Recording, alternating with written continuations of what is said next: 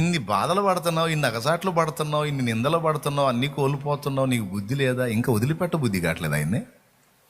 ఏం ఉరిగిందని యేసు యేసు యేసు యేసు అని ఓ అల్లాడిపోతున్నావు పిచ్చి పట్టినట్టు.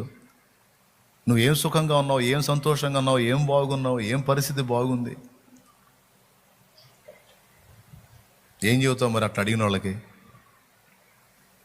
అది ఏం తెలియట్లేదండి, ఏం తెలియట్లేదు.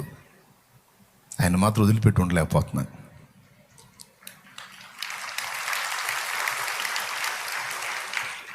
అంటావా? లేకపోతే నాకు అనుమతించబడేవన్నీ నా తండ్రికి తెలియకుండా రావు, నాకు జరిగేవన్నీ నా ప్రభువుకి తెలియకుండా జరగవు, ఇది నేను ఎరుగుదును స్పష్టంగా.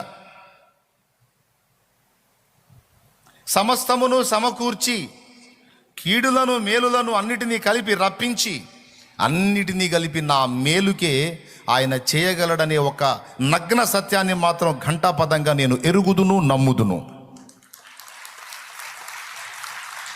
నాకు అప్పులైనాయి అంటే ఆయన తెలియకుండా కాలేదు, ఆయన తెలిసే అయినాయి. నాకు రోగం వచ్చిందంటే ఆయన తెలియకుండా రాలా, ఆయన తెలిసే వచ్చింది.